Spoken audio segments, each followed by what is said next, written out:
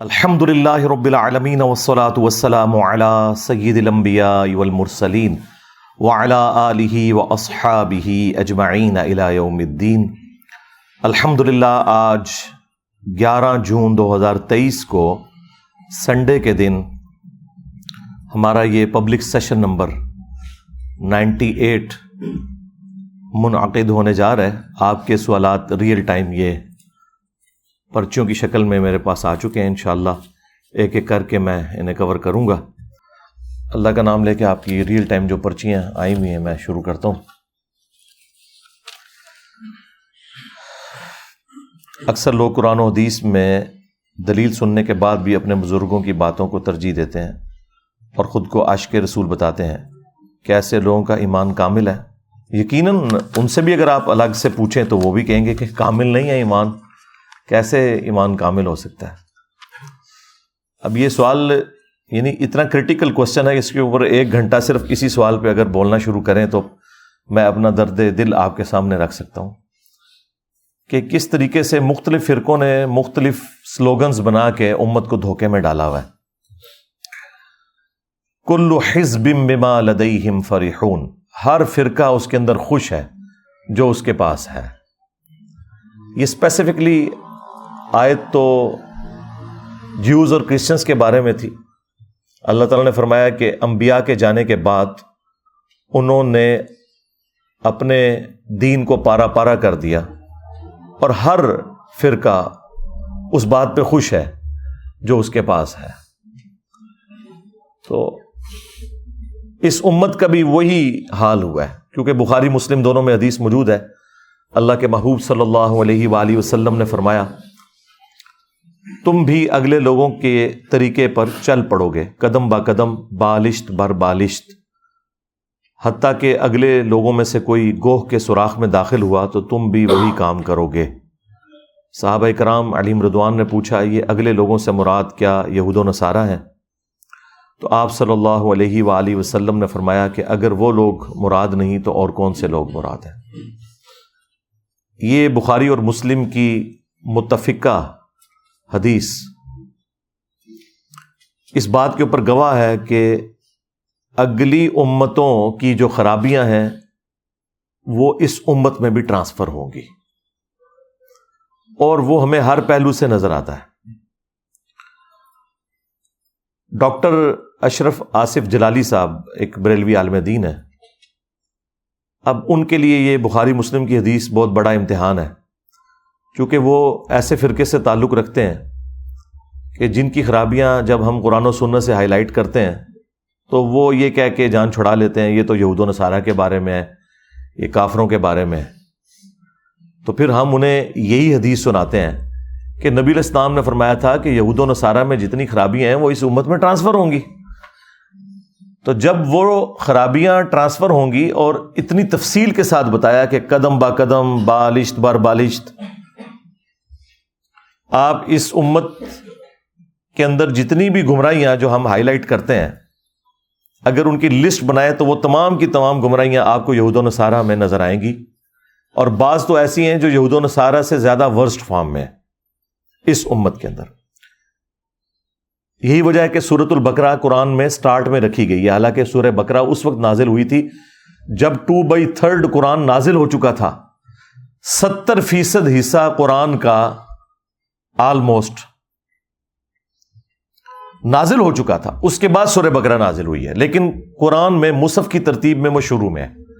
اس کی وجہ یہ ہے کہ جب بھی کوئی شخص قرآن کھول کے پڑھے تو اسے یہ اندازہ ہو کہ امتوں میں یہ خرابیاں آتی ہیں تو امت ڈیویٹ کر جاتی ہے رائے حق سے،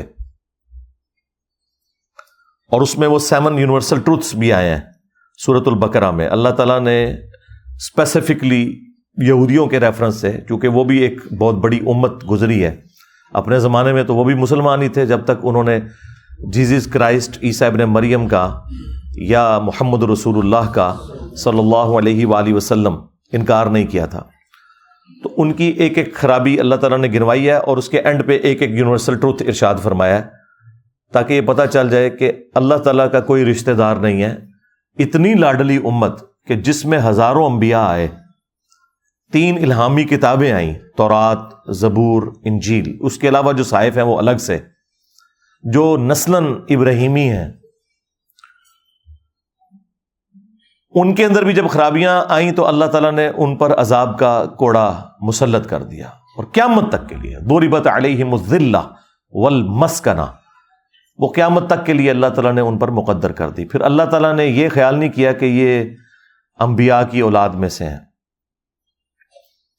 تو وہ نسبت ان کو کام نہیں آئی۔ تو ڈاکٹر اشرف آصف جلالی صاحب اس طرح کی احادیث تو ظاہر ہے ان کے لیے ایک بڑی تکلیف دہ ہیں، کیونکہ ان کی پوری ڈاکٹرن اکھڑ جاتی ہے۔ وہ سال میں ایک دفعہ توحید کانفرنس کرواتے ہیں، اور اس کانفرنس کے اندر انہوں نے توحید بیان نہیں کرنی ہوتی، باقی ہر چیز بیان ہوتی ہے، اور بیان یہ ہوتا ہے کہ ہم نے جو بابوں کی عبادت شروع کی ہوئی ہے، ان کو جو ہم نے مشکل کشا مان لیا ہے، اور وسیلہ اور توسل جو کہ جائز تھا، اس کے نام کے اوپر ڈھکوسلا کھڑا کیا ہے، استغاثہ، استعانت، دعائیں مانگنا مرے ہوئے لوگوں سے جو دنیا سے جا چکے ہیں، اللہ کی جنتوں میں زندہ ہیں، دنیا سے ان کا اب کوئی تعلق نہیں ہے۔ تو وہ ساری کی ساری چیزیں یہود و نصارہ کی جو خرابیاں اس امت میں بھی ٹرانسفر ہوئیں شرک کی شکل میں، تو وہ دفاع کرنے کے لیے پھر ان کے پاس آخری حربہ یہی ہوتا ہے کہ یہ تو جی یہود و نصارہ کے بارے میں ساری آیات ہیں، تو صحیح بخاری میں حدیث ہے کہ عبداللہ ابن عمر خوارج کو بدترین مخلوق سمجھتے تھے کہ وہ کافروں والی آیات مسلمانوں پر چسپاں کرتے تھے۔ بالکل ہم کہتے ہیں ہم بھی ایسے لوگوں کو بدترین مخلوق سمجھتے ہیں جو کافروں والی آیات مسلمانوں پر نہ حق چسپاں کرتے ہیں۔ اگر حق پر مبنی کریں پھر بالکل درست ہے، اور وہ بریلوی خود بھی کر رہے ہوتے ہیں۔ یہ بہانہ کرنا کہ کافروں والی آیات مسلمانوں پہ نہیں لگ سکتی، یہ آپ دین کے مقدمے کوئی دھڑام سے گرا رہے ہیں، یعنی ہم کافروں کو یہ بتائیں گے کہ یہ مسلمانوں کے لیے کتاب نہیں ہے، یہ کافروں کے بارے میں نازل ہوئی ہے۔ یہ تو ہدی للناس ہے، پوری انسانیت کے لیے ہدایت ہے یہ کتاب، وبینات من الہدی والفرقان، اور اس میں ہدایت کے روشن دلائل ہیں، اور یہ حق اور باطل میں تمیز کرنے والی کتاب ہے۔ اور یہ الفرقان کا لفظ رسول اللہ کے لیے بھی آیا۔ صحیح بخاری میں نبی علیہ السلام کے بارے میں یہ رپورٹ ہوا کہ 2 فرشتے ان کے پاس آئے، اور نبی علیہ السلام اس وقت خواب کے عالم میں تھے، اور بخاری کی حدیث ہے کہ انبیاء کے جو خواب ہیں وہ نبوت کا 46واں حصہ ہے، اسپیسیفکلی انبیاء کے خواب، ادر دین انبیاء بھی ہو سکتے ہیں، لیکن نبیوں کے خواب میں شیطان کو بالکل کوئی دخل نہیں ہوتی۔ اسی لیے تو سورہ الصافات میں ہے کہ ابراہیم علیہ السلام کو خواب میں اپنے بیٹے کی قربانی دکھائی گئی تو انہوں نے پریکٹیکلی اس کے اوپر عمل کیا، ورنہ اتنا بڑا ڈیسیژن کہ آپ بچہ اپنا قتل کر دیں، اگر خواب میں شیطان کو دخل ہوتا انبیاء کے تو وہ تو اس طرح کا کام نہ کبھی بھی کرتے۔ تو نبی صلی اللہ علیہ وآلہ وسلم نے خواب میں دیکھا 2 فرشتے آپس میں گفتگو کر رہے ہیں، اینڈ پہ وہ ایک فرشتہ دوسرے سے کہتا ہے محمد فرق بین الناس، محمد فرق ہے دنیا میں حق اور باطل کے اعتبار سے، لوگوں میں فرق کرنے والی ذات محمد کی ہے صلی اللہ علیہ وآلہ وسلم۔ اسی کو تو ہم نے عرض کیا ہے کہ میرے نبی سا ہے ہی کوئی نہیں، تیرے بابے تھے شے ہی کوئی نہیں۔ قرآن بھی الفرقان، اور رسول اللہ بھی صلی اللہ علیہ وآلہ وسلم بھی الفرقان، حق اور باطل میں تمیز کرنے والے۔ تو نبی علیہ السلام کی زندگی کی جتنی بھی احادیث ہیں، آپ کے فرامین ہیں، جو قرآن آپ نے ہمیں ٹرانسفر کیا، وہ جسے فٹ اسے گفٹ۔ یہ بہانہ کرنا کہ جی کافروں والی آیات مسلمانوں پہ نہیں لگ سکتی، یہ آپ دین کا مقدمہ گرا رہے ہیں، اس کا تو بڑا خطرناک رزلٹ نکلے گا۔ یہ تو اس طریقے سے ہے کہ کوئی شخص یہ کہنا شروع کر دے کہ جو ٹریفک پولیس کے اندر بھرتی لوگ ہیں، اگر وہ اشارہ توڑ دیں تو ان کے اوپر کوئی گرفت نہیں ہے، یہ صرف ان لوگوں کے لیے ہے جو ٹریفک پولیس میں نہیں۔ جب آپ یہ بات کریں گے تو پتہ کیا ہوگا، جو ٹریفک پولیس کا ہیڈ ہے وہ کہے گا کہ اگر میرے کسی بندے نے توڑا اس کو تو میں ڈبل جرمانہ کروں گا، کہ تو ٹریفک پولیس میں ہو کے ٹریفک کے قوانین کو توڑ رہا ہے تو تو نے اگلوں کو کیا بتانا ہے۔ تو مسلمان اگر قرآن و سنت کی تعلیمات کے خلاف چلے، وہ کافروں کو کس طرح اس کتاب کا پابند کر سکتا ہے جبکہ وہ خود اس کتاب کے مطابق عمل نہ کرے گی؟ یہی رزلٹ نکال رہے ہیں نا یہ کہ جی آیات کافروں کے بارے میں، یعنی مسلمان کام چک کے رکھیں، صرف کافروں کو ہم کہیں گے کہ انہوں نے یہ توحید کے اندر کرپشن کر لی، یہ انہوں نے انبیاء کی توہین کر لی، یہ ہم نے صرف کافروں کے اوپر چسپاں کرنی ہے۔ اور بات کرنا وہ بخاری سے عبداللہ ابن عمر کا قول، بھائی عبداللہ بن عمر نے بالکل ٹھیک فرمایا، خوارج صحابہ کرام کے اوپر کافروں والی آیات لگا رہے تھے، وہ تو جرم کر رہے تھے نا، صحابہ کرام میں تو وہ خامیاں موجود نہیں تھیں۔ انہوں نے مولا علی علیہ السلام کو کافر کہا، نعوذ باللہ، خوارج نے، تو ظاہر ہے کہ جو کافروں والی آیات تھی وہ مولا علی کے اوپر اگر کوئی لگائے گا تو ہم اسے گمراہی سمجھیں گے نا، اسے کافر ہی سمجھیں گے نا، وہ بدترین مخلوق ہی ہوگا نا۔ لیکن اگر کسی شخص کے اندر من و عن وہ خرابیاں موجود ہیں تو اب ہم اسے قرآن سے ہی حوالہ دیں گے نا، اگرچہ قرآن میں شان نزول کچھ بھی ہو، اس سے کوئی فرق نہیں پڑتا، جسے فٹ اسے گفٹ۔ دنیا میں آپ اس کو مثال سے سمجھیں، ٹریفک سگنل جو ہے جب گرین ہوتا ہے تو گاڑی چل پڑتی ہے، ریڈ پہ کھڑی ہو جاتی ہے۔ اب کوئی شخص اس چکر میں پڑ جائے کہ جی اس کا شان نزول کیا ہے، کسی کے دماغ میں یہ کیسے ہی بات آئی ہے کہ ریڈ کے اوپر کھڑے ہونا ہے اور گرین پہ چلنا ہے۔ چلیں، یہ ایک اچھی ہسٹوریکل ڈسکوری تو ہو سکتی ہے، لیکن اس میں سے کیا اینڈ رزلٹ یہ نکلے گا کہ آپ نے ریڈ کے اوپر چلنا شروع کر دینا ہے اور گرین کے اوپر کھڑے ہونا شروع کر دینا ہے؟ یہ ہوگا؟ تو یہ صرف علمی شہوت پوری کرنے والی بات ہے جی۔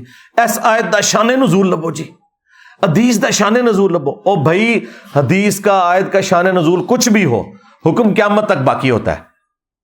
اگر تیمم کی آیات نازل ہوئی ہیں نا، وہ صحیح بخاری میں آیا کہ سیدنا ابو بکر صدیق رضی اللہ تعالیٰ عنہ کو کچھ صحابہ آ کے کہتے ہیں کہ یہ آل ابی بکر کی برکت ہے کہ تیمم کی آیات نازل ہوئی جب سیدہ عائشہ کا وہ ہار گھوم گیا تھا اور ایسی جگہ پڑاؤ تھا کہ وہاں پانی ارینج نہیں ہو سکا، تو تیمم کی آیات نازل ہوئی۔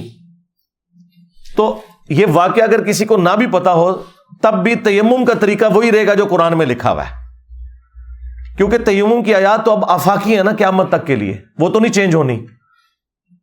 وہ چاہے سفر میں ہو، چاہے بیماری میں ہو، چاہے کوئی سورج نکلنے میں 5 منٹ رہ گئے اور وہ اٹھا ہے اور اس پہ غسل فرض ہے تو وہ بھی تیمم کر کے نماز پڑھ لے گا اپنا ٹائم مینج کرنے کے لیے۔ وہ احکامات تو اب جنرل ہو گئے۔ ٹریفک سگنل میں اگر بلڈ کی وجہ سے کسی نے سرخ کلر کے اوپر رکنا رکھ لیا ہے اور گرینری کی خوبصورتی کی وجہ سے یہ رکھ لیا کہ اس پہ ٹریفک چل پڑے گی، تو یہ ایک اچھی علمی انفارمیشن تو ضرور ہو سکتی ہے، لیکن اس کا اینڈ رزلٹ وہی نکلے گا جو پہلے دن تھا۔ یہ اصل میں جو ہمارے بریلوی مکتب کے لوگ ہیں یا اہل تشیع مکتب کے لوگ، ان کے جو سٹانچ قسم کے علماء ہیں، وہ پبلک کو دھوکہ ان چیزوں کے اوپر دیتے ہیں کہ نہیں جی نہیں، یہ دیکھنا ہے کہ کافروں کے بارے میں آیات ہیں یا مسلمانوں کے بارے میں۔ تو اللہ کے بندوں، اس وقت تو کامل الایمان مؤمنین تھے، بہت کم باتیں ہی ہماری ایسی ہوں گی جو ہم ان کے بارے میں ثابت کر سکیں گے، زیادہ تر تو منافقین کے بارے میں ہوں گی یا کافروں کے بارے میں۔ تو پھر قرآن جو ہے اس کا مطلب ہے اس کو پھر 500 صفوں سے ہم 5 صفوں کے اوپر لے آئیں، یہ کتنی نان سینس بات ہے۔ حالانکہ پریکٹیکلی بریلوی خود یہ سب کچھ کر رہے ہوتے ہیں۔ وہ میں آپ کو بعد میں مثالیں دیتا ہوں کہ کہاں کہاں یہ کر رہے ہوتے ہیں۔ پہلے اس حدیث کی طرف آئیں جو میں نے بیان کی بخاری مسلم سے، کہ ڈاکٹر اشرف آصف جلالی صاحب کہتے ہیں کہ جی یہ جو حدیث ہے نا کہ تم بھی اگلے لوگوں کی پیروی کرو گے قدم با قدم، بالشت بر بالشت، حتیٰ کہ ان میں سے کوئی گوہ کے سوراخ میں داخل ہوا تو تم بھی یہی کرو گے۔ تو ان کا یہ حدیث تو ٹھیک ہے، بخاری مسلم میں ہے، لیکن اس سے مراد یہود و نصارہ کا فیشن ہے۔ اچھا، یہ قرآن میں کہاں لکھا ہوا ہے کہ یا حدیث کے اندر کہ جو یہود و نصارہ کے فیشن والی آیتیں ہیں، ہائے میں صدقے جاواں کہ دماغ اس گل آئی ہے، اور جو ان کے فیشن والی حدیثیں ہیں وہ آپ مسلمانوں پہ لگا سکتے ہو، اس وقت تم لوگ جو ہے خوارج کی طرف بدترین مخلوق نہیں ہوگے؟ کیوں لگاؤ گے؟ تو وہ آپ کو کہیں گے نہیں، جسے فٹ اسے گفٹ، آئے ہو نا داڑھ تھلے ہون۔ ہاں، وہ کہتے ہیں فیشن کے بارے میں، ویسے نہیں، کیونکہ دیکھیں نبی الاسلام نے فرمایا، ابو داؤد میں حدیث ہے، من تشبہ بقوم فہو منہم، جس نے جس قوم کی مشابہت اختیار کی وہ ان میں ہی شمار ہوگا۔ تو اس سے مراد ظاہر ہے وہ فیشن کی طرف اشارہ تھا۔ اچھا جی، وہ فیشن کیا ہے؟ کہیں گے جی پینٹ شرٹ ٹائی، حالانکہ پینٹ شرٹ اور ٹائی کا کوئی لینا دینا ہی نہیں یہود و نصارہ کے ساتھ۔ پینٹ شرٹ اور ٹائی جو ہے وہ ہندو بھی استعمال کرتے ہیں، سکھ بھی کرتے ہیں، جیوز بھی کرتے ہیں، کرسچن بھی کرتے ہیں، سارے کرتے ہیں. اس کا تعلق کسی مذہبی ایکٹیویٹی کے ساتھ ہے ہی نہیں ہے. اس کے اوپر تو یہ چیزیں فٹ ہی نہیں ہوتی. اچھا، اور ان کا دین من تشبہ بقوم فہو منہم، وہ پینٹ سے شروع ہو کے ٹائی پہ ختم ہوتا ہے. اور جو 76 موبائل انہوں نے بڑے بڑے رکھے ہوئے ہیں اسمارٹ فون مریدوں کے پیسوں کے، یہ اجمیشی والوں نے بنائے، یہ بغداشی والوں نے بنائے ہیں یہ موبائل، یہ بھی تو یہود و نصارہ نے بنائے ہوئے ہیں. اس وقت بھی کاروبار ان کے ہاتھ میں ہے. تو اس سے مشابہت لازم نہیں آتی. اور جو پیچھے باڈی گارڈ رکھے ہوئے ہیں جنہوں نے بڑی بڑی وہ کلاشنکوف پکڑی ہوئی ہیں بریلی شریف کی بنی ہوئی، ہاں، وہ یہود و نصارہ کا فیشن نہیں ہے. اور پھر آ کے یہاں پہ فٹ کریں گے. اور بھائی فیشن کا معاملہ نہیں ہے، ہر وہ چیز جو کسی بھی قوم کی یا مذہب کی مذہبی ایکٹیویٹی میں ہے اور وہ اسلام کے خلاف ہے، اسے اڈاپٹ کرنے میں یہ چیز فال کرے گی. اور دوسرا جو عقائد ہیں وہ بھی فال کریں گے. اب میں ان کو ان کی زبان میں جواب دوں گا. انہوں نے کہا تھا نا شان نزول آیات اور احادیث کا پیش کریں، تو سن لیں یہ جو حدیث ہے نا بخاری مسلم کی کہ تم بھی یہود و نصارہ کے طریقے پہ چل پڑو گے قدم با قدم بالشت بار بالشت، اس کا شان نزول بھی موجود ہے جامعہ ترمذی کے اندر. جامعہ ترمذی میں ایک حدیث موجود ہے، مشکات کے اندر بھی، اور امام ترمذی نے خود اس حدیث کو صحیح کہا ہے کہ غزوہ حنین کے موقع پر فتح مکہ کے بعد آلموسٹ 3-4 مہینے کے بعد یہ مشرکین عرب سے آخری جنگ تھی نبی علیہ السلام کی اور صحابہ کرام کی. غزوہ حنین کے موقع پر اللہ کے محبوب علیہ السلام اپنے صحابہ کے ساتھ ایک جگہ سے گزر رہے تھے، تو راستے میں ایک درخت آیا جسے ذات انوات کہا جاتا تھا. اور مشرکین عرب کا یہ عقیدہ تھا کہ جو بھی اس کے ساتھ اپنا اسلحہ ٹچ کر لے یا اپنی تلوار تھوڑی دیر کے لیے اس درخت پہ لٹکا لے اسے جنگ میں فتح ہو جائے گی. بعض صحابہ کرام نے حضور سے یہ کہہ دیا یا رسول اللہ آپ بھی ہمارے لیے کوئی ایسا درخت مقرر کر دیں کہ ہم بھی اس سے برکت حاصل کر لیں. اندازہ کریں یہ بات صرف سننا تھی، نبی علیہ السلام نے اس بات کے اوپر فتویٰ کیا لگا دیا. وہ آپ سنیں گے تو آپ کو پتہ چل جائے گا کہ یہ لوگ کتنا دھوکہ دیتے ہیں کہ جی یہ آیات جو ہیں وہ کافروں کے بارے میں، مسلمانوں پہ بھی نہیں لگ سکتی. نبی علیہ السلام نے کافروں والی باتیں اپنے صحابہ کے اوپر خود لگا دی. آپ نے کہا سبحان اللہ، اس میں محذوف تھا عما یشرکون، اللہ پاک ہے ہر اس شرک سے کہ جو لوگ اس کی طرف منسوب کرتے ہیں. آپ نے فرمایا تم نے تو آج وہی بات کر دی جو موسیٰ کے ماننے والوں نے کر دی تھی کہ جب وہ سمندر سے پار لگے، سورۃ الاعراف آیت نمبر 138 کی تلاوت کی نبی علیہ السلام نے، اور انہوں نے ایسی قوم کو پایا جو بتوں پر اعتکاف کیے ہوئے تھی. تو انہوں نے کہا اے موسیٰ آپ بھی ہمارے لیے اللہ کا کوئی بت مقرر کر دیں، ہم اس پر دھیان کر کے اعتکاف کریں. تو موسیٰ علیہ السلام نے کہا کہ میں ایسی جاہل قوم سے اللہ کی پناہ میں آتا ہوں کہ جو یہ شرکی ایکٹیویٹیز کی طرف مائل کر رہی ہے. تو نبی علیہ السلام نے وہ لوگ جنہوں نے اللہ کا بت مانگا تھا ان بت پرستوں کی طرح ان کے ساتھ تشبیہ دے دی اپنے صحابہ کرام کی ڈیمانڈ کو. سمجھ رہے ہیں نا بات؟ سمجھ رہے ہیں نا؟ ہاں میں ہی سمجھا سکنا تو. پھر آپ نے فرمایا تم بھی اگلے لوگوں کے پیچھے چل پڑو گے قدم با قدم بالشت بار بالشت، جو خرابیاں ان میں آئی تم میں بھی آئیں گی. تو اب مجھے بتائیں یہ جو بخاری مسلم کی حدیث ہے یہ فیشن کے بارے میں نکلی یا عقیدوں کے بارے میں؟ اور عقیدے بھی کون سے؟ جو شرک کی طرف لے جانے والے تھے. حالانکہ صحابہ کرام نے وہ بت نہیں مانگا تھا، نہ کوئی درخت مانگا تھا جس کی عبادت کریں. یہ لادہ بات ہے کہ آج کئی مزارات ہیں جن پہ درخت لگے ہیں، اس کے ساتھ لوگ ٹاکیاں باندھتے ہیں جس طرح کے مشرکین عرب اپنا اسلحہ لٹکایا کرتے تھے. صحابہ کرام نے صرف کہا کہ ہم برکت حاصل کریں گے. صحابہ کرام کے بارے میں آپ شرک کا سوچ بھی نہیں سکتے، لیکن نبی علیہ السلام نے ان کی اس ایکٹیویٹی کو اس طرف کہا کہ تم نے بھی یہی کام شروع کر دینا ہے. یعنی تم سے مراد امت محمدیہ، صحابہ کرام کو تو اسپیشل پروٹیکشن تھی نا، بخاری مسلم میں کہ مجھے اپنے بعد تم سے شرک کا خوف نہیں. جو یہی ڈاکٹر اشرف جلالی صاحب دھوکہ دیتے ہیں، جی آپ نے فرمایا مجھے امت سے شرک کا خوف نہیں. واہ واہ، امت سے شرک کا خوف نہیں ہے تو امت نے تو ایک جعلی پیغمبر کھڑا کر لیا، اتنا بڑا غلام احمد قادیانی دجال. کیا رسول اللہ کے ساتھ شرک نہیں کیا؟ علی اللہ کہنا شروع کر دیا، کیا شرک نہیں کیا؟ علی اللہ کہنا جو ایک شیعہ کا آف شوٹ ہے نصیریہ، جسے شیعہ خود بھی کافر سمجھتے ہیں، وہ علی اللہ کہتے ہیں. تو کیا یہ شرک نہیں ہوا؟ کیا یہ یہود و نصارہ کا فرقہ ہے جو شرک کر رہا ہے؟ شیعہ سے نکلا ہے نا. قادیانی فرقہ جو کفر کے اندر مبتلا ہوا سنیوں سے ہی نکلا ہے نا. غلام احمد قادیانی سنی تھا، شیعہ نہیں تھا. بلکہ اس کے ماننے والے تو ابھی تک اپنے آپ کو حنفی کہتے ہیں، بغیر رفع الیدین کے نماز پڑھتے ہیں. الحمدللہ حنفی بریلوی، حنفی دیوبندیوں کے جائز بھائی ہیں حنفی قادیانی. جی ہاں، ان کے مربی کی وہ ویڈیو بھی ریکارڈ ہے کہ ہم امام حنیفہ کو فالو کرتے ہیں. جی We follow generally Imam Abu Hanifa's fatwa were very largely accepted by the Ummah, and unless we find reasons to disagree with him, we would generally follow the Fiqh Hanafiya. Investigate personally directly. The overbearing principle should be that you follow Hazrat Imam Abu Hanifa. This is the entire attitude of Jamaat Ahmadiyya. قرآن و سنت کو وہ بھی نہیں follow کرتے. اور یہاں انہوں نے مشہور کیا ہوا ہے، کوئی بیچارہ رفع الیدین سنت کے مطابق نماز شروع کر دے، انہوں کہتے ہیں اے قادیانی ہو جائے گا. اور قادیانی تو تھوڑے پران ہے. ہاں، چشتی رسول اللہ، اشرف رسول اللہ. ہاں ہوں سمجھ آئی تھے کتنے پران ہیں وہ. اور نماز بھی انہاں لی تھوڑی بغیر رفع الیدین دے.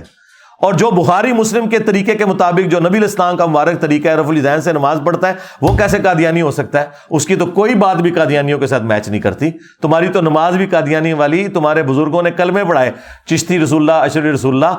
آج خیر ہمارے ڈر کی وجہ سے کہہ رہے ہیں کتاباں چینج ہو گئی ہیں، آئے ہو نا داڑھ تھلے. ہاں 10 سال پہلے تو تسی مناظرے کرتے پھرتے سو. خواجہ نے کیا فرمایا؟ سنو کہ میں کون ہوں اور کیا ہوں. محمد الرسول اللہ صلی اللہ علیہ وسلم کے دربار کے کمینے غلاموں میں سے ایک ہوں. کمینے غلاموں میں سے ایک ہوں. کمینے غلاموں میں سے ایک ہوں.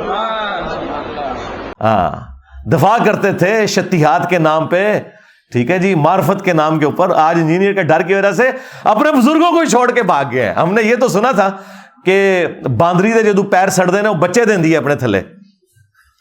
بندریا کے اگر پاؤں جلے نا تو وہ اپنے بچوں کو پاؤں کے نیچے لے لیتی ہے. یہ چھوٹے وہ باندر نے جتنے اپنے بابے پیر تھلے دیتے ہیں کہ جی نہیں ان کا کوئی تعلق نہیں اس کے ساتھ.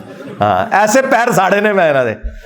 بس تسی ہوں پتا کیا کرنا ہے، ایک وڈی بوتل رکھنی 1.5 لیٹر دی، ہاں ایک چپساں دا پیکٹ تے انجوائے کرنا ہے انہاں دی چیخاں نو انشاءاللہ تعالی. ہاں جدوں یہ اپنے بندراں نو تھلے دے رہے ہون گے نا، چھوٹے چھوٹے باندر وڈے باندراں نو، بنو امیہ دے بندر،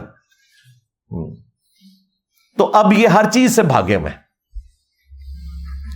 تو یہ میں نے آپ کو بتایا کہ یہ شان نزول کا یہ بالکل دھوکہ دیتے ہیں، بالکل انہوں نے فراڈ مچایا ہوا ہے، خود یہ سب کچھ کر رہے ہوتے ہیں. یہ میں نے نبی الاسلام سے آپ کو مثال دی کہ اللہ کے نبی الاسلام نے کفری ایکٹیویٹیز والی بات اپنے صحابہ کرام کے اوپر لگا دی کہ تم نے وہی کام کیا ہے. پھر آپ نے امت کو کیا ترغیب دی؟ مسند احمد میں حدیث موجود ہے، آپ دعا کیا کرتے تھے اللہم لا تجعل قبری وثنا یعبد، اے اللہ میری قبر کو ایسا بت نہ بننے دینا کہ لوگ اس کی پرستش شروع کرتے. رسول اللہ نے اپنی قبر مبارک جو ہمیں ہمارے ماں باپ اولاد ہر چیز سے بڑھ کر اس پلانٹ ارتھ پہ اگر آپ کوئی پوچھے نا میرے لیے سب سے زیادہ کوئی متبرک جگہ ہے تو وہ رسول اللہ کی قبر مبارک ہے، اس وجہ سے کہ نبی الاسلام وہاں تشریف فرمائے. نبی الاسلام اپنی قبر کو کہہ رہے ہیں بت. اللہم لا تجعل قبری وثنا یعبد، اے اللہ میری قبر کو ایسا وثن ایسا بت نہ بنانا کہ لوگ اس کی پوجا شروع کر دیں. نبی الاسلام نے توحید اسٹیبلش کرنے کے لیے اپنی قبر کو بت سے تشبیہ دے دی، اور یہاں لوگ قبروں کے بارے میں بے فکر ہوئے ہیں. پھر بخاری میں حدیث کہ دیکھنا میری شان کو اس طرح بلند نہ کرنا جس طرح نصارہ نے اپنے پیغمبر کو بڑھا دیا تھا، یعنی عیسیٰ ابن مریم کو، میں اللہ کا بندہ اور اس کا رسول ہوں، مجھے اللہ کا بندہ اور اس کا رسول ہی کہنا، محمدن عبدہ ورسولہ، اور ہم یہی کہتے ہیں الحمدللہ۔ تو نبی الاسلام نے امت کو بھی آگے سے ترغیب دلائی۔ پھر امت نے ترغیب کیسے پکڑی؟ بخاری مسلم دونوں میں حدیث ہے، اما عائشہ سلام اللہ علیہا کہتی ہیں کہ نبی الاسلام کے آخری دن چل رہے تھے اور آپ کے پاس پانی کا ایک برتن رکھا ہوا تھا، آپ تکلیف کی وجہ سے بار بار اپنے چہرے اقدس سے چادر ہٹاتے اور پھر اس پانی سے اپنے جسم پہ کچھ مل کے بخار کی شدت کو ٹھنڈا کرتے اور بار بار یہ کہتے لعن اللہ الیہود والنصارى اتخذوا قبور انبیاءہم مساجدہ، اللہ کی لعنت ہو یہود و نصارہ پر، انہوں نے اپنے نبیوں کی قبروں کو سجدہ گاہ بنا لیا تھا۔ نبی علیہ السلام کی آخری وقت کی ٹینشن یہ ہے کہ میری امت میرے ساتھ کوئی ایسا معاملہ نہ کرے۔ اور اس حدیث میں بخاری اور مسلم دونوں میں آگے ہماری ماں سیدہ عائشہ سلام اللہ علیہا کے الفاظ ہیں کہ اگر ہمیں یہ خطرہ نہ ہوتا کہ لوگ رسول اللہ کی قبر پہ سجدے شروع کر دیں گے تو میں رسول اللہ کی قبر کو عوام الناس کی زیارت کے لیے کھلا چھوڑ دیتی، یعنی اپنے حجرے کی دیوار بھی گرا دیتی، جس کا جب دل کرے رسول اللہ کی قبر پہ حاضر ہو، لیکن مجھے یہ خطرہ ہے کہ لوگ قبر پہ سجدے شروع کر دیں گے۔ اما عائشہ کو تو کسی نے نہیں کہا کہ جی بعد میں تو بریلویوں نے اور شیعہ نے یہ معاملات آگے لے کے چلنے ہیں کہ جی امت میں شرک آنا ہی کوئی نہیں ہے، تو انہوں نہیں پتا کہ شرک نہیں آئے گا، وہ چیز ہی کچھ اور تھی۔ اس کے لیے میری تفصیلی ویڈیو ہے، مجھے تم سے شرک کا خوف نہیں، یہ میں نے تفصیلی ویڈیو ایک ریکارڈ کرائی ہے، وہ آج میرا ٹاپک نہیں ہے۔ پھر بخاری اور مسلم دونوں میں موجود ہے، نبی علیہ السلام کا آخری وقت چل رہا ہے اور حضور کی 3 بیویاں آپ کے پاس بیٹھی ہوئی ہیں، سیدہ ام سلمہ، سیدہ ام حبیبہ اور سیدہ عائشہ رضی اللہ عنہن وعلیہم السلام اجمعین۔ ان میں سے 2 تو ایسی ہیں جو سینئر ہیں اور انہوں نے ہجرت مدینہ سے پہلے ہجرت حبشہ بھی کی ہوئی ہے، ام سلمہ نے بھی اور ام حبیبہ نے بھی۔ اس وقت خیر وہ ام المومنین نہیں تھی، اپنے ایکس ہسبینڈز کے عقد میں تھی وہ، تو انہوں نے نبی علیہ السلام کی موجودگی میں گفتگو کرتے ہوئے کہا کہ جب ہم حبشہ ہجرت پہ گئے تھے نا تو وہاں ہم نے ماریہ نام کا ایک گرجا دیکھا تھا جہاں پہ کچھ تصویریں لٹکی ہوئی تھی۔ بخاری مسلم کے الفاظ ہیں کہ حضور تکلیف کی وجہ سے، اور آپ کا آخری وقت آیا ہوا ہے، تکلیف کے عالم میں بھی ایک دم جب یہ بات سنی نا تو فوراً آپ متوجہ ہوئے۔ آپ نے فرمایا ان کی یہی تو خرابی تھی، جب ان کا کوئی نیک بندہ یا پیغمبر مر جاتا تھا نا تو وہ اس کی قبر کے اوپر تصویریں لٹکا دیتے تھے، مسجدیں بنا لیتے تھے، پھر پوجا شروع کر دیتے تھے۔ قیامت کے دن وہ لوگ بدترین مخلوق ہوں گے۔ آپ کے پیغمبر کو آخری وقت میں ٹینشن یہ ہے کہ امت اپنے پیغمبر کے ساتھ یہ کام نہ کرے، اور آج امت نے پیغمبر کو تو چھوڑ دے، جعلی بابوں کے ساتھ وہ عقیدے وابستہ کر لیے میں۔ مسلم شریف میں حدیث موجود ہے، جندب رضی اللہ تعالیٰ عنہ کہتے ہیں کہ نبی علیہ السلام سے ان کی وفات سے 5 دن پہلے میں نے یہ بات سنی تھی خود، کہ دیکھنا اگلے لوگوں میں سے جب کوئی بندہ فوت ہو جاتا تھا، کوئی پیغمبر فوت ہو جاتا تھا، تو لوگ اس کی قبر پہ سجدے شروع کر دیتے تھے، میرے ساتھ تم نے یہ کچھ نہیں کرنا، میں تمہیں منع کرتا ہوں۔ یار کسی بریلوی نے جو ادھر موجود تھے حضور کے زمانے میں، حضور کو یہ نہیں کہا یا رسول اللہ آپ نے تو خود ہی کہا امت نے شرک نہیں کرنا، یہ آپ کو آخری وقت میں ٹینشن کیوں پڑی ہوئی ہے؟ حضور کو پتا تھا کہ یہ ساری خرابیاں امت میں آئیں گی۔ یہ 3 میں نے آپ کو اتنی میجر باتیں بتا دی ہیں نبی علیہ السلام کے ریفرنس سے، 3 سے بھی خیر زیادہ ہو چکی ہیں، 5 ہو چکی ہیں۔ اب آگے چلیں، آگے چل، ہاں آگے بخاری میں لکھا ہوا ہے کہ جب سیدہ عائشہ سلام اللہ علیہا جنگ جمل کے لیے روانہ ہوئی تو ایک صحابی کہتے ہیں میں نے ارادہ کیا کہ میں عائشہ کا ساتھ دوں علی کے خلاف، لیکن جنگ جمل کے دنوں میں مجھے حضور کی ایک حدیث نے نفع پہنچایا اور میں ایسا کام کرنے سے رک گیا۔ اب ذرا صحابی کے الفاظ آپ نے سننے ہیں کہ وہ حدیث کون سی ہے۔ وہ کہتے ہیں کہ میں نے نبی علیہ السلام سے خود یہ بات سن رکھی ہے کہ جو قوم اپنی امارت، اپنی حکومت، اپنے معاملات کسی عورت کے سپرد کر دے، وہ کبھی کامیاب نہیں ہو سکتی. اور پھر ساتھ وہ صحابی کہتے ہیں یہ بات آپ نے اس وقت ارشاد فرمائی تھی جب کسرا کے لوگوں نے ایک عورت کو اپنا حکمران بنا لیا تھا. یہ وہی عورت تھی جو حضرت عمر کے دور میں جس کو شکست ہوئی اور پرشین امپائر گری قادسیہ کے اندر سعد ابن ابی وقاص کے ہاتھوں. اس وقت وہی عورت حکمران تھی. تو جب وہ حکمران بنی تو نبی علیہ السلام اس وقت دنیا میں موجود تھے. تو آپ نے فرمایا یہ قوم کبھی فلاں نہیں پائے گی, انہوں نے اپنی عمارت ایک عورت کے سپرد کر دی ہے. اب مجھے بتائیں وہ عورت تو یہود و نصارہ بھی نہیں, آتش پرست, آگ کی پرستش کرنے والے لوگ تھے, کافر تھے. اور صحابی وہ کافروں والی آتش پرستوں والی حدیث فٹ کس کے اوپر کر رہے ہیں؟ حضرت عائشہ کے اوپر. دیکھا آپ نے؟ ہاں, ان کو میں ہی جواب دے سکتا ہوں. ہوں تو گل کتنے گئی کہ جی وہ کافراں والیاں گلاں مسلمانوں تے نہیں لگ سکدیاں, اور لا لا کے ہمیں بخاری سے عبداللہ بن عمر کا قول پیش کرتے ہو. عبداللہ بن عمر نے بالکل ٹھیک کہا کہ خوارج نہ حق فٹ کر رہے تھے مولا علی اور ان کے ساتھیوں کے اوپر. اگر حق پہ مبنی فٹ کی جائے پھر کوئی حرج نہیں ہوتا, جس طرح اس صحابی نے کیا. انہوں نے کہا میں عائشہ کا ساتھ اس لیے نہیں دے رہا کیونکہ حضور نے کہا تھا کہ عورت کے حوالے جب سپردگی ہو جائے حکومت کی وہ کامیاب نہیں ہوتی, کیونکہ کسرا کے لوگوں نے ایک عورت کو حکمران بنا لیا. ایک آتش پرست عورت جب حاکمہ بنی, اس کی مثال سیدہ عائشہ کے حوالے سے فٹ کر کے وہ صحابی حضرت عائشہ سلام اللہ علیہا کی سپورٹ سے پیچھے ہٹ گئے. اس کا مطلب ہے صحابہ کرام کا بھی یہی عقیدہ تھا جو انجینئر صاحب کہہ رہے ہیں, کیا جسے فٹ اسے گفٹ.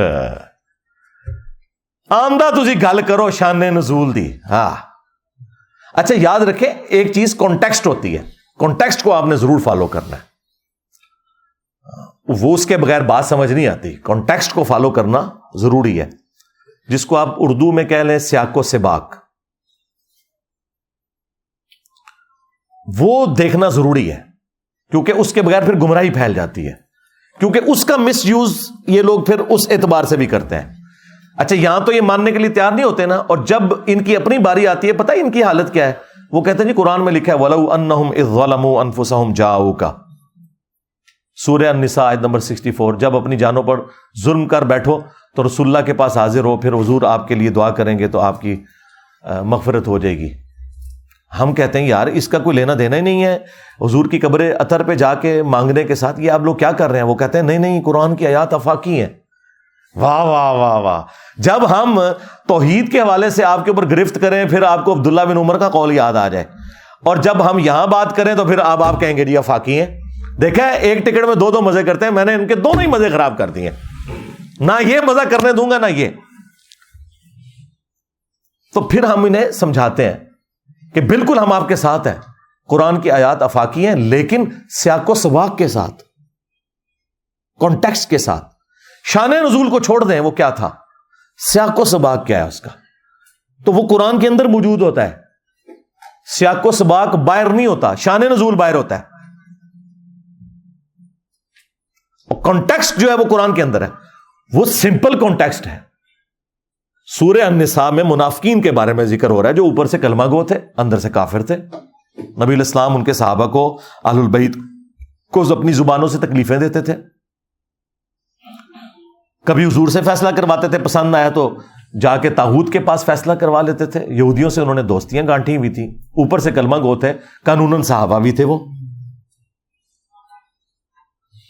تو ان کے بارے میں آیا کہ یہ جو طاغوت کے پاس جا کے فیصلہ کرواتے ہیں نا, جو انہوں نے اب اپنی جانوں پہ یہ ظلم کیا ہے نا کہ اللہ کے نبی کے حاکم ہوتے ہوئے انہوں نے جا کے کافروں سے فیصلے کروائے ہیں, تو اب ان کو چاہیے کہ آگے حضور سے معافی مانگے اور حضور ان کے لیے مغفرت کی دعا کریں, پھر اللہ تعالیٰ انہیں معاف کر دے گا. اب مجھے بتائیں اس سے کیا تعلق ہے کوئی شخص قبر رسول سے جا کے مانگنا شروع کر دے صلی اللہ علیہ وآلہ وسلم. یہ چیز ہی کچھ اور تھی. اور اگر کوئی کہتا ہے یہ آفاقی ہے تو سرکار چھوڑ دو. پھر ہم یہ بات کریں گے کہ جب خلافت کا جھگڑا ہوا جو بخاری مسلم میں آیا, جھگڑے سے مراد ہے علمی اختلاف, کوئی وہ تلواریں نہیں نکلی, سقیفہ بنی ساعدہ والا. تو حضرت ابوبکر اور حضرت علی کو تو وام بھی نہیں آیا کہ جی قرآن میں آیا کہ اپنے فیصلوں میں آپ نے رسول اللہ کو حاکم ماننا ہے, جو سورہ النساء کی آیت نمبر 65 ہے, اور 64 میں آیا کہ رسول اللہ کی بارگاہ میں حاضر ہو اور ان سے مغفرت کرواؤ. تو آئیں قبر رسول سے جا کے فیصلہ کروا لیتے ہیں. اور قبر رسول تک تو بات ہی نہیں پہنچی تھی. نبی علیہ السلام کی تو میت مبارک 3 دن تک باہر رکھی رہی ہے، چونکہ صحابہ کرام نے جنازہ پڑھنا تھا آپ کا ٹولیوں کی شکل میں. ہاں جماعت کے ساتھ نہیں ہوا، ٹولیوں کی شکل میں ہوا ہے. یہ الگ سے میری اس پہ ویڈیو ریکارڈ ہے.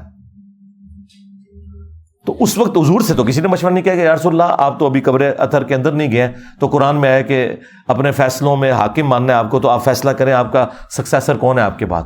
صحابہ کو یہ پتہ ہی نہیں تھا کہ یہ کام بھی کرنا ہوتا ہے.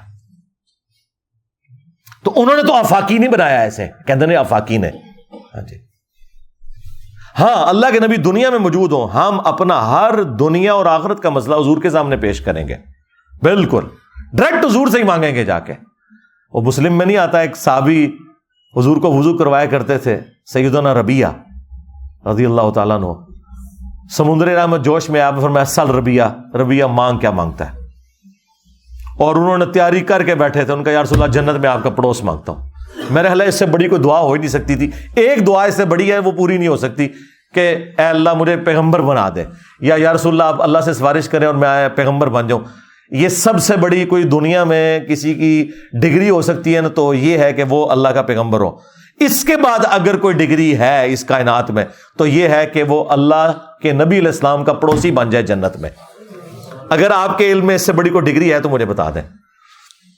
تو نبی علیہ السلام نے فرمایا پھر کثرت سجود سے میری مدد کر. یعنی تو بھی یہ نہیں ہے کہ بھائی میں خالی دعائیں ہی کراں گا، جو کچھ بھی ہے تیرے محبوب کی امت سے کثرت سجود سے میری مدد کر. یعنی فرض تو تو نے پڑھنے ہی پڑھنے ہیں، اس کے علاوہ بھی نفلی باتوں میں ہمیشگی کر. میں پھر سفارش کروں گا کہ یہ بڑا لائق اسٹوڈنٹ ہے میرا، تو اے اللہ تو اس کو پڑوسی کر دے میرا جنت میں. کثرت سجود سے میری مدد کر. اس پہ میں پھر اکثر بولا کرتا ہوں کہ ہم ربیہ والا عقیدہ رکھتے ہیں کہ ہمیں نبی علیہ السلام کا جنت میں پڑوس چاہیے. اور یہ صوفیوں کے ماننے والے ان کے عقیدے رابعہ والے ہیں. اور رابعہ جو ہے نا وہ ایک عورت تھی نا، ادھی کلندری کہتے ہیں یہ اس کو، کیونکہ عورت ہی کہتے ہیں ادھا کلندر سن ہو، 2.5 کلندر ہوئے نا، یہ ادھے کلندر سن. تو یہ رابعہ ایک عورت تھی، یہ تابعین کے دور کے اندر، بلکہ تبع تابعین کے دور میں آلموسٹ. تو اس کے بارے میں کہتے ہیں ایک ہاتھ میں اس کے آگ تھی اور ایک میں پانی، اور اس نے کہا میں آگ سے جنت کو جا کے جلا دوں گی اور پانی سے جہنم کو بجھا دوں گی تاکہ لوگ اللہ کی محبت میں اس کی عبادت کریں. اور لوگ تلے کہتے ہیں سبحان اللہ، لعنت اللہ ہے تو اڑے عقیدے ہوتے ہوئے. کیا یہ جنت کی لالچ شیطان نے دیا یا اللہ نے؟ جنت اللہ کی رحمت کا مقام نہیں ہے؟ کیا اللہ کے رحمت کے مقام کی اس طرح توہین کرنا کہ میں اسے آگ لگا دوں گا؟ تو انہوں تو کسی نے کھنگڑ نہیں دینا، آگ لگ دی ہے انج. کیا یہ اللہ کی توہین نہیں ہے؟ جہنم کا ڈر کیا اللہ اور اس کے رسول نے نہیں سنایا؟ کیا اس بات کے اوپر ٹونٹ کی جا سکتی ہے؟ جعلی عقیدے. قرآن میں تو سورہ سجدہ میں ہے کہ ہمارے نیک بندے وہ ہیں کہ جو خوف اور طمع دونوں کے ساتھ اللہ کو پکارتے ہیں. انہیں خوف بھی ہے آخرت کے دن کا اور جنت کی لالچ بھی ہے. یہ لالچ کوئی بری نہیں ہے، یہ وہ نہیں ہے جو لالچ بری بلا ہے، نہیں، یہ لالچ وہ ہے کہ جو ہر مسلمان کو کرنی چاہیے. کیونکہ قیامت کے دن جنت کا حصول اس لیے بھی ضروری ہے کہ رسول اللہ بھی جنت میں ہوں گے اور اللہ کا دیدار جو سب سے بڑی نعمت ہے وہ بھی جنت میں ملے گی. اس کے لیے جنت جانا ضروری ہے. ہاں یہ تو اسی طریقے سے ہے کوئی شخص کہے کہ یا اللہ میں ڈائریکٹ تیرے ساتھ ہوتا ہوں، مجھے کسی پیغمبر کی ضرورت نہیں، نعوذ باللہ.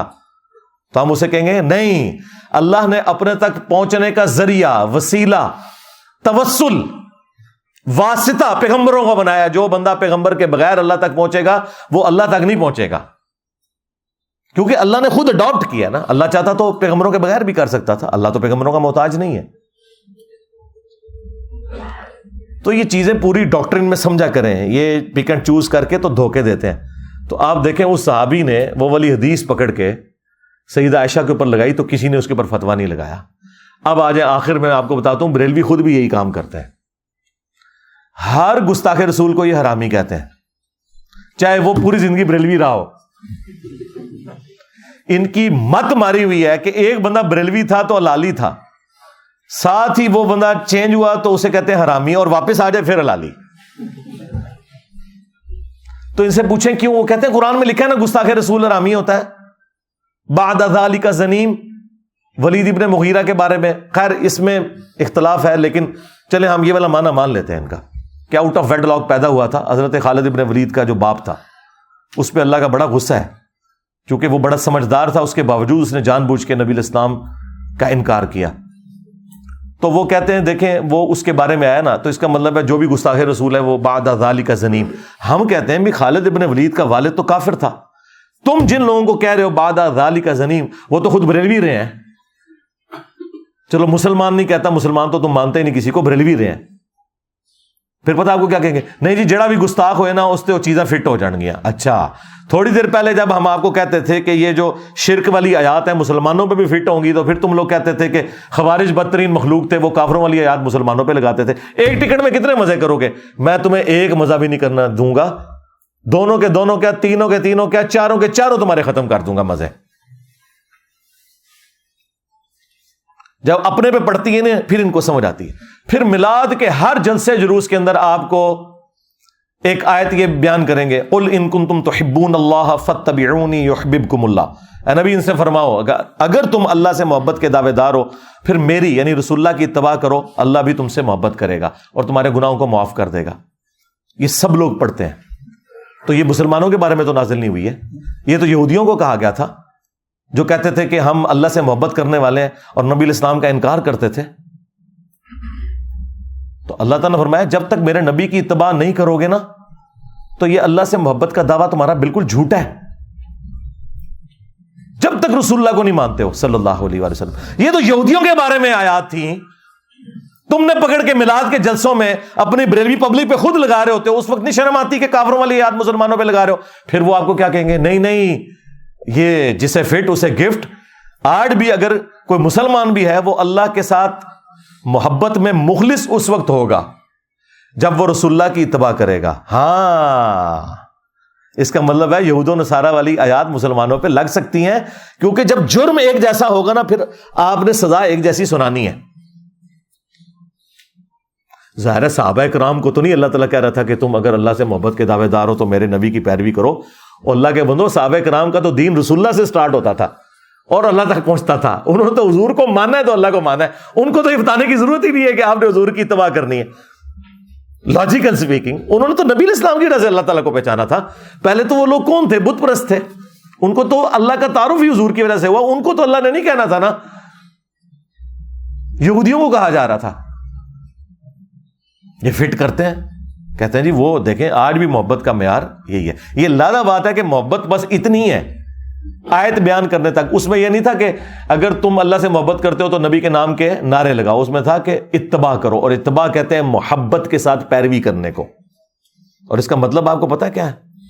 اس کا مطلب یہ ہے کہ پوری دنیا ایک طرف ہو, اللہ اور اس کے رسول کے احکامات دوسری طرف, تو آپ کے لیے ٹاپ پرائرٹی یہ ہونی چاہیے جو سورہ توبہ کی آیت نمبر 24 میں اللہ تعالیٰ نے 8 چیزیں گنوائی ہیں اور اس کے مقابلے میں 3 چیزیں. دنیا کی ساری چیزیں 8 چیزوں میں گنوا کے اللہ تعالیٰ نے کہا کہ یہ اگر چیزیں بھاری ہوگی نا ان 3 چیزوں سے, کس سے؟ اللہ اور اس کے رسول کی محبت اور اللہ کی راہ میں جہاد کرنے سے, پھر اللہ کے عذاب کا انتظار کرنا. اللہ اور اس کے رسول سے بڑھ کے کوئی چیز نہیں ہو سکتی. اور بخاری مسلم دونوں میں حدیث ہے کہ اس نے ایمان کی حلاوت چکھ لی جس میں 3 نشانیاں ہیں. نمبر 1 اللہ اور اس کے محبوب علیہ السلام اسے پوری دنیا میں سب سے بڑھ کر محبوب ہوں. نمبر 2 کفر کی طرف لوٹایا جانا اس کے لیے اتنا ہی مشکل ہو جائے جتنا زندہ آگ میں جلایا جانا. اور نمبر 3 اس کی دوستی اور دشمنی کا معیار صرف اللہ کی ذات ہو. ہاں اور پھر بخاری مسلم کی وہ حدیث, تم میں سے کوئی شخص اس وقت تک مؤمن ہی نہیں ہو سکتا جب تک کہ میں اسے اس کے ماں باپ اولاد سب لوگوں سے بڑھ کر عزیز نہ ہو جاؤں. اور اس کا کلائمیکس بخاری کی وہ حدیث جو حضرت عمر اور نبی علیہ السلام ایک دفعہ چہل قدمی کر رہے تھے, حضرت عمر نے حضور کا ہاتھ اپنے ہاتھوں میں پکڑ کے لاڈ کرتے ہوئے کہا یا رسول اللہ آپ مجھے اس دنیا میں اپنی جان کے سوا باقی ہر چیز سے بڑھ کر محبوب ہیں. اپنی طرف سے انہوں نے بہت مارکا مارا. بخاری کے الفاظ ہیں, آپ نے فرمایا نہیں عمر بلکہ تیری جان سے بھی بڑھ کر. ان کا یا رسول اللہ آپ مجھے میری جان سے بھی بڑھ کر عزیز ہیں. آپ نے فرمایا ہاں اب عمر تمہارا ایمان مکمل ہوا ہے. تو اس میں نعرے مارنا نہیں ہے, اتباع کرنا ہے. اور اتباع کہتے ہیں محبت پلس اطاعت کو. صرف محبت کوئی چیز نہیں, صرف اطاعت کوئی چیز نہیں, دونوں چیزیں. اور ان کا حال کیا ہے وہ مجھے اب دیکھیں, یہ پرچی سے 1 گھنٹہ آلموسٹ ہونے والا کیفیت میرے پہ تاری ہوئی ہے. وہ پرچی کیا تھی جی؟ عاشق رسول بتاتے ہیں اپنے آپ کو. تو ان کا عشق رسول کا یہ حال ہے کہ آپ انہیں آیت پیش کریں, حدیث پیش کریں, یہ کہتے ہیں جی بزرگ فرماتے ہیں. پھر میں نے یہی کہنا نا, بابے دشاہی کوئی نہیں. ظاہر ہے اللہ رسول کے مقابلے میں یہ جو حدیث ہے کہ تم مومن ہی نہیں ہو سکتے جب تک کہ میں تمہیں تمہارے ماں باپ اولاد سب لوگوں سے بڑھ کر عزیز نہ ہو جاؤں. تو پھر نبی الاسلام کے مقابلے پر ماں باپ ہوں, ماں باپ کوئی شاہی نہیں, سیدھی سی بات ہے.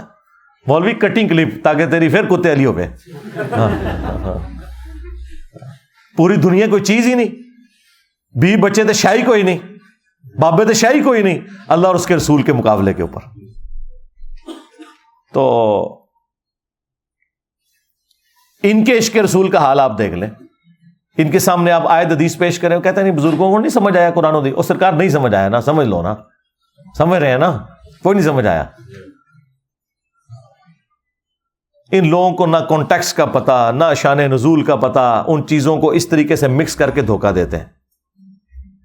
صحیح بخاری میں موجود ہے, حضرت عمر فاروق رضی اللہ تعالیٰ کے دور میں جب قحط پڑتا تو وہ دعا کرتے, اللہم انا کننا نتوسل الیک بنبینا, اے اللہ پہلے تیرے نبی کے ذریعے ہم تیری طرف توسل اختیار کرتے تھے, اب ہم تیرے نبی کے چچا کو لے کے آئے ہیں, ان کی دعا کی برکت سے بارش نازل فرما. حضرت عمر نے عقیدہ دے دیا کہ وسیلہ اور توسل یہ ہے کہ جو بندہ آپ کے سامنے موجود ہے آپ اس سے جا کے دعا کروائیں. کیا رسول اللہ کا مرتبہ وفات کے بعد کم ہو گیا؟ نہیں, بڑھتا جا رہا ہے. وَلَلْآخِرَةُ خَيْرٌ لَكَ مِنَ الْأُولَىٰ, آپ کا ہر آنے والا لمحہ گزرے ہوئے سے بہتر ہے. آج کی ڈیٹ میں جو حضور کا مرتبہ ہے نا وہ اس سے بڑھ کر ہے جو نبی الاسلام کی اپنی مبارک زندگی میں تھا. کیونکہ ان 1400 سال میں جو اللہ نے درود ان پر بھیجا, اللہم صلی علی محمد وعلی آل محمد, اور جو فرشتوں نے بھیجا, اور سب سے بڑھ کر جو کروڑوں نہیں اربوں لوگ نبی الاسلام کے دین کے پیروکار ہوئے, ان تمام لوگوں کے اعمال کا ثواب بھی تو حضور کو پہنچ رہا ہے نا, ہاں, صدقہ جاریہ کے طور پر. تو آج کی ڈیٹ میں جو حضور کا مرتبہ ہے, تو کیا حضرت عمر کے دور میں مرتبہ ختم ہو گیا تھا؟ نہیں, انہوں نے امت کو عقیدہ دیا. یہ کیا کرتے ہیں, حدیثیں پکڑتے ہیں حضور کی مبارک زندگی کی اور لگاتے ہیں پھر بعد میں, یا کو وہ جعلی روایت جو ابن کثیر نے نقل کی, اس کے اوپر میں نے پورا پوسٹ مارٹم کیا, قبر رسول پہ جا کے مانگنا. وہ کہتے ہیں جی وَلَوْ أَنَّهُمْ ظَلَمُوا أَنفُسَهُمْ جاؤ کا پڑھا تھا. اور سرکار اس نے کیا پڑھا تھا, وہ تو روایتی مصنف ابن ابی شیبہ کی آمش کی تدریس کی وجہ سے ضعیف ہے. جو بخاری میں لکھا ہے وہ تو حضرت عمر کہہ رہے ہیں جب تک تیرے نبی موجود تھے ہم ان کے ذریعے دعا کرواتے تھے, وسیلہ اختیار کرتے تھے, اب چچا کو لے کے. حضرت عمر سے بڑھ کے کسی کو عقیدے پتہ ہے؟ بخاری میں حدیث ہے ایک صحابی کی پنڈلی کی ہڈی ٹوٹ گئی, انہوں نے اپنی پگڑی اس پہ باندھی, حضور کے پاس آئے, حضور نے کسی کام سے بھیجا ہوا تھا. آپ نے پوچھا یہ کیا ہوا؟ رسول اللہ واپسی پہ قلعے سے چھلانگ لگائی تو ہڈی ٹوٹ گئی تو میں نے اپنی پگڑی باندھ لی. آپ فرمایا ادھر کر, ہاتھ پھیرا, بالکل ٹھیک ہو گیا. وہ کہتے ہیں اس طرح ہو گئی کہ جس طرح کبھی ٹوٹی نہیں تھی. تو سرکار آج جو بھی کوئی مسئلہ ہمیں درپیش ہوگا تو ہم قبر رسول پہ نہیں جائیں گے, ہاں حضور اگر دنیا موجود ہو ہم ضرور جائیں گے. اس فرق کو سمجھیں. ورنہ اگر کوئی عاشق رسول ہے تو اپنی ہڈی توڑوائے پھر پنڈلی کی. اگر ایک بریلوی کی پنڈلی کی ہڈی ٹوٹنے سے پوری دنیا کے مسلمانوں کے عقیدے صحیح ہوتے ہیں تو کوئی مہنگا سودا ہے؟ ویزا ہم لگوا دیتے ہیں. یہ آپ بات کریں گے, کہتے ہیں جی کعبے جا کے ٹھیک کرا لو نا بندہ. وہ کعبے والے کا تو دعویٰ ہی نہیں ہے, اس نے تو دنیا کو اسباب سے جوڑا ہوا ہے. کعبے والے نے کہاں کہا ہے کہ 100 دفعہ بسم اللہ پڑھنے سے تو بھوک ختم ہو جائے گی اور 100 دفعہ دروشی پڑھنے سے پیاس ختم ہو جائے گی؟ کعبے والے نے تو کعبے کی بے حرمتی اس وقت ہوتے دیکھی جب یزید کے دور میں چڑھائی ہوئی. کعبے والے نے تو حسین ابن علی کو مظلومانہ شہید ہوتے ہوئے دیکھا. دنیا کو اللہ تعالیٰ نے اسباب کے ساتھ جوڑا ہے, مسلمانوں کی ڈیوٹی لگائی ہوئی ہے. ہاں, یہ آپ کا عقیدہ ہے کہ بزرگ بابوں نے جو ہے وہ دنیا سنبھالی ہوئی ہے. ہاں, اللہ نے یہ کہیں نہیں کہا کہ میں نے دنیا سے اعتبار سے سنبھالی ہوئی ہے کہ میں انٹروین کروں گا. نہیں, اللہ نے اپنے معاملات جو جن معاملات میں ہمیں آزادی دی ہوئی ہے وہ ہم پہ چھوڑے ہیں کہ آپ نے اپنی آخرت کی فکر کرنی ہے. اللہ نے کبھی انٹروین نہیں کرنا. وہ ایک ابرا کے لشکر کو ایک دفعہ ہی ہلاک کیا ہے, اس لیے کہ اس سال کو ایک یادگار سال بنانا تھا. حضور کی پیدائش کا سال تھا, عام الفیل والا. ورنہ تو یزید نے چڑھائی کی, حجاج ابن یوسف نے چڑھائی کی. یزید کے دور میں خانہ کعبہ ڈیمیج ہو گیا. بخاری مسلم میں آیا کہ قرب قیامت میں ایک پتلی ٹانگوں والا حبشی کعبے کی اینٹ سے اینٹ بجا دے گا, کوئی حفاظت نہیں ہوگی. ہاں ایک جگہ صرف آیا بخاری مسلم میں کہ دجال کعبے میں داخل نہیں ہوگا اور مدینے میں داخل نہیں ہوگا، بس اتنی گارنٹیاں آئی ہیں. آپ کے بزرگوں نے تو ساری گارنٹیاں اٹھائی ہوئی ہیں. کتنے نے ہونا میرے بعد ڈر کے لک گئے میرا خیال ہے کدھر. ہاں تو یہ کیا عقیدے آپ نے امت کو دیے؟ میں اللہ سے ڈر جائیں. چیز کہاں کی ہوتی ہے اور کہاں جا کے فٹ کرتے ہیں. اور عشق رسول کا یہ حال ہے کہ قرآن کی آیت حدیث آپ کو کوئی بارڈر ہی نہیں کرتے. اور قرآن میں کیا آیا ہے؟ لا ترفعوا اصواتکم فوق صوت النبی، اپنی آوازوں کو بھی نبی کی آواز سے بلند نہ کرنا. اور بخاری میں اس کا شان نزول موجود ہے. بڑا شوق جو ہے نا شان نزول سننے کا، سنو. بخاری میں موجود ہے کہ حضرت ابوبکر و عمر آپس میں گفتگو کرتے ہوئے حضور کی موجودگی میں، رسول اللہ کے ساتھ کوئی بدتمیزی نہیں کی، ان کے ساتھ کوئی تل کلامی نہیں ہوئی، آپس میں باتیں کرتے ہوئے ایک معاملے میں اختلاف ہوا. ایک قبیلہ مسلمان ہوا تھا. نبی علیہ السلام کی عادت تھی کہ جب کوئی قبیلہ مسلمان ہوتا تھا نا تو ایک فوکل پرسن مقرر کرتے تھے تاکہ بعد میں اس تک کمیونیکیشن کی جائے اور وہ باقی قبیلے کو پہنچا دے. تو حضرت ابوبکر نے مشورہ دیا کہ یا رسول اللہ یہ فلاں شخص جو ہے یہ سب سے بہترین بندہ ہے، اس کو آپ فوکل پرسن مقرر کریں. حضرت عمر نے کہا نہیں یہ بندہ ٹھیک نہیں، اس کو کریں. اب یہ دو مختلف بندوں کے اوپر اختلاف شروع ہو گیا. حضرت ابوبکر نے کہا کہ عمر میں جب بھی کوئی مشورہ دیتا ہوں تم ہمیشہ میری مخالفت کرتے ہو. بس کرتے کرتے جھگڑا ہوا، آواز بلند ہو گئی، قرآن کی آیات نازل ہو گئی. اور وہ تابعی جو روایت کرتا ہے نا عبداللہ ابن ابی ملیکہ، عبداللہ ابن زبیر کا شاگرد ہے صحابی کا، عبداللہ ابن زبیر سے وہ روایت کرتے ہوئے کہتا ہے کہ قریب تھا کہ اس مخلوق کے دو بہترین لوگ برباد ہو جاتے جب انہوں نے انجانے میں رسول اللہ کے حضور اپنی آوازوں کو بلند کر دیا. اور وہ دو بہترین لوگ ابو بکر و عمر تھے. سرکار اگر ابو بکر و عمر کا یہ حال ہے تو تواڈے بابے تو شاہی کوئی نہیں.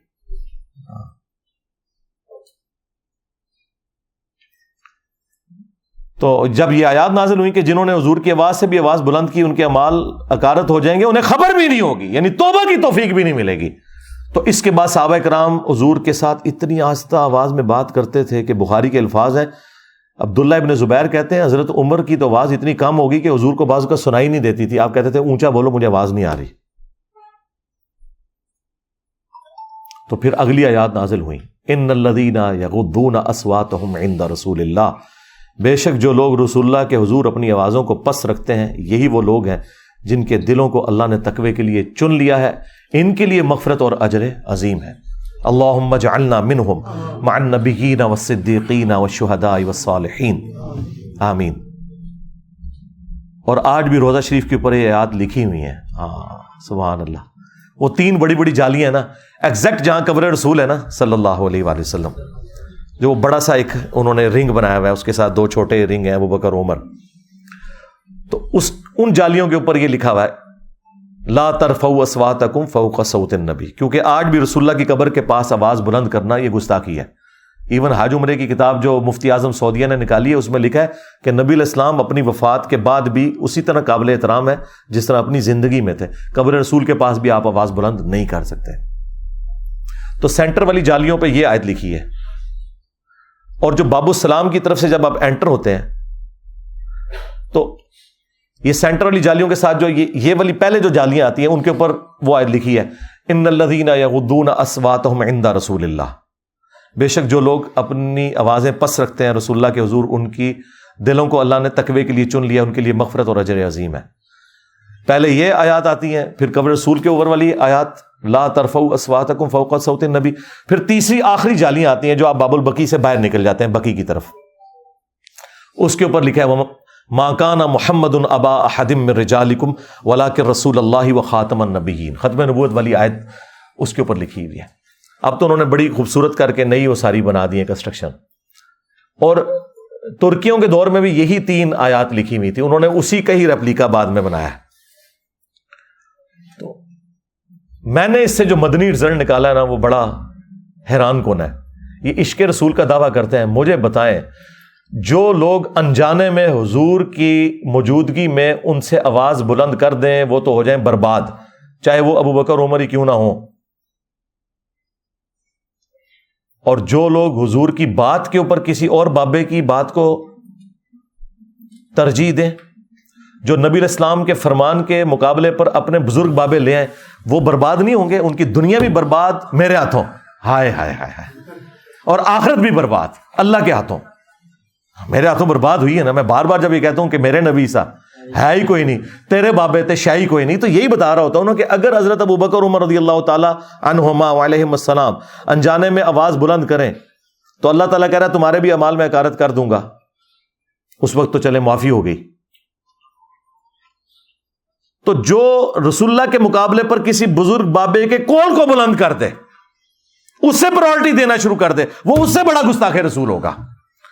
یار آواز کا آواز سے بلند ہونا یہ چھوٹی گستاخی ہے. فرمان سے کسی کی فرمان کو بلند کر دینا, بلکہ کسی کے بکواس کو بلند کر دینا, فرمان تو ہے ہی نہیں مقابلے والے کا, تو وہ تو بکواس ہی ہے جو اللہ اور اس کے رسول کے مقابلے پہ. سب سے بڑے گستاخ رسول وہ ہوں گے جو اللہ اور اس کے رسول عز و جل و صلی اللہ علیہ وآلہ وسلم کی تعلیمات کے مقابلے پر اپنے بزرگ بابوں کی تعلیمات کو ترجیح دیں گے. وہ ہیں اصل میں گستاخ رسول, وہ عاشق رسول نہیں ہو سکتے. اور ان کے لیے ہمارا ایک نعرہ ہی کافی ہے کہ میرے نبی سا ہے ہی کوئی نہیں, تیرے بابے تھے شے ہی کوئی نہیں. صلو علی محمد وآل محمد, اللہم صلی علی محمد وعلی آل محمد واصحاب محمد وازواج محمد وامت محمد اجمعین الی یوم الدین. آمین.